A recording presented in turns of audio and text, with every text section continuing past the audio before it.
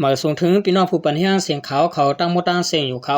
วันมื้อใดก็ตกแม่อยู่ในวันที่6เดือนธันวาคมปี2025นั่นแหละเมืองเฮาขาก็เป็นวันออกว่าออกษาเดือน11มนในขาตอนนั้นวันมื้อใดก็ข่าวเลยอยู่บ่ตั้ง3หัวข้อข่าวเสดิมาต่างถึงนี้พี่น้องผู้ปันเฮียงเขากว่าอยู่เขาหัวข้อข่าวที่1เพื่อหมิ่นตับซึกมันเมื่อปล่อยหมากใส่ตั้ง100เยนหัวข้อข่าวที่2ศึกไทยและกวนต่อยายื้อกันตีแลนดินมีคนตาย1ก็แลซิมระยามะ400,000หัวข้อข่าวที่3ห้องวันผิดตีออกว่าในเพื่อหมิ่นซึกมันเข้าปล่อยหมากใส่ในกลางวิ่งนำตูเฮือนเยลูกไว้ตั้งน้ำในข่าววันตั้งสุดเฮาข่าวกันกว่าถ่อมด้วยหัวข้อข่าวที่1เตรียมต่างไว้ว่าเพื่อหมิ่นตับซึกมันเมื่อปล่อยหมากใส่ตั้ง100เยนในจอมกันค่าเมื่อว่าในตับซึกมันเอาเฮือหมิ่นเขาเมื่อปล่อยหมากใส่ตั้งทุ่ง100เยนอึ่งต่อสั่งจะเวียงเกียกแม้ตื้อปืนตีอันมีตะปางเศร้าซึกได้อยู่ไว้นั่นไหนแลเชเมืองหลวงจึงได้ปลดห้องเลี้ยงขาวปืนตีลัดหนังไหนเกี่ยวเลยร้องในเลี้ยงขาวปืนตีก็1ลัดนี้ว่า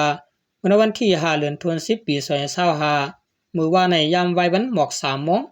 รายหันเฮือหมิ่นซึกมันปั่นกว่าปั่นมาตั้งสายต่อสั่งเมืองกรุงในอยู่กำนึงก็ตั้ง100เยนนั่นยินเสียงหมักแดกอยู่กำนึงเฮือหมิ่นในเป็นเฮือหมิ่นเซียนจัดไผตาลูกอ่อนวานเฮาลาดว่ากว่าปล่อยหมากลงใส่ตี100เยนนั่น2ลูกในตีเจนั้นซ้ำมีตะปางเศร้าซึกได้ SSPP ปักอยู่ไว้นั่นค่ะว่าไหนยาวกว่า10ล้านนี้เที่ยงว่าหมากเฮือหมิ่นกว่าปล่อยลง2ลูกนั้นเดียกลูกนึงก้วยตกเดียกจอมตับลอยก้วยแลอ่ำเตื้อเผาในค่ะยาวไว้นั่นอ่ำหึงขึ้นกว่าปล่อยใส่เที่ยงตั้งเมืองหลวงนั่น2ลูกนั่นแต่อ่ำไปได้ฮู้ลองหูย่อยมันค่ะซื้อ100เยนนั่นแต่ซึกมันเตถางว่ามีตับซึกไว้เขาในกว่านั้นจ่องลายเขาเอาเฮือหมิ่นมาปล่อยหมากลาดนี้หนังไหนเกี่ยวเลยลองได้แต่เลี้ยงเขาซึกได้ในปืนตีกอำไปหันลาดสังไว้เลยอยู่ที่ผู้สื่อข่าวก็อำไปจ้างมักมันไหลเต็มทนหนังเก่าว่าในคาไหลหู้จอมเลี้ยงเขาปืนดีลาดนี้มามีหนังไหนก้อยในคานอกเหลือสินั้นก็ย่ำเดี๋ยวในตับซึกมานอันสิหมอแทงเวียงสีเปาะตาปุตางาซึกเขาโทษซึกเขากว่านั้นก็เอาเฮือหมิ่นเข้าปล่อยหมากใส่จอมเส้นตังในเกจอกเมสีเปาะเฮาเฮียงไว้3วันทับกันไหลหู้หนังในคาคาตอนดาขาวงาหัวในก็ขาวไหลปุ่งอยู่มาตีหนอหันเตรียมต่างไว้ในสีขาวงอเลี้ยงหุ่นมาเขามีหนังไหนข่าว10เสนอเขาข่าวอันกันกว่าทำด้วยหัวข้อข่าวที่2เตรียมต่างไว้ว่าศึกไทยและกวนต่อยายื้อกันตีแลนดินตาย1ก็ซิมระยามะ400,000ในจอมกันค่าเมื่อคำวันที่4เดือนธันวาคมปี2025นั้นศึกไทยในงาศึกสายันุภาพและตั้งซุ่มต่อยาเมากำยื้อกันตีหิมวันอนุรถไทยเอิงเมืองหน้าสิเวียงเกียงเหลาสิตอนเกียงใหม่สิมีคนดูตาย1ก็ซิมเอาไลยามะ400,000ไปในข่าวเจ้าหน้าที่เขาลัดกว่าที่ผู้สื่อข่าวว่าเมื่อคำว่าพ้องตึกเขาเอาลองห่มร่วมซ่อมแดนดินนั้นสั่งซ้ำอยู่ไกลเสมุงหันก้นหมอก4-5ก็แมกตั้งโทงเสลูกแดนดินเข้ามาในพื้นที่เมื่อเจ้าหน้าที่เขาจี้สั่งให้กึดในเสตาภายนั้นอ่ำกึดปันเสปลายอ่ำกะเอากองยีมาอันตั้งแลสองภายและยื้อกันหึงหมอก5 มินิในข่าวเสียงกองเย็นกว่าเสตาย้อนรับสิ่งแลไปจ้างเข้ากว่ากดทับด้วยถึงมาในหมอก6 โมงถึงจังปะตังหมอยาแลเจ้าหน้าที่เขากว่ากดทัดด้วยสั่งซ้ำเลยหันกวนตื้อมากวางเสลูกตาย1ก็หันทงเปิดตกไว้2ลูกนั่นปายามะหมอก400,000 เมตรแล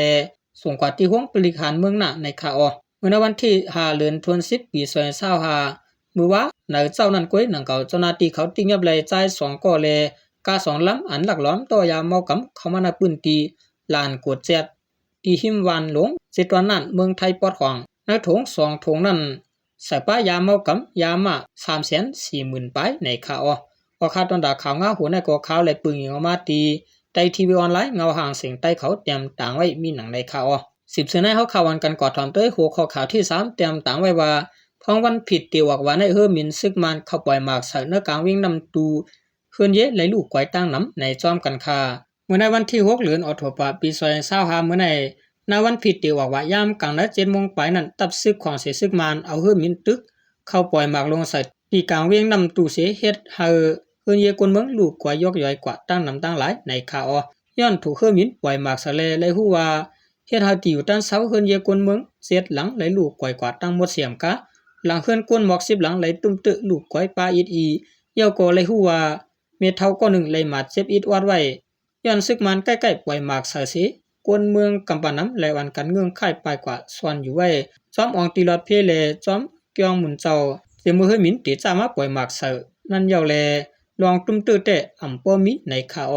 นอกเหลือสินั่นก็ยามกลางแล้วหมอก7 โมง 44ในก้อย ตามเซเว่นสีป่อในก็ย่าคือมินซึกมันเข้าปล่อยหมักลงใส่แทงในสิตาก้อยกะวางตีมันเลยไล่หัวย่อยมันนั่นแต่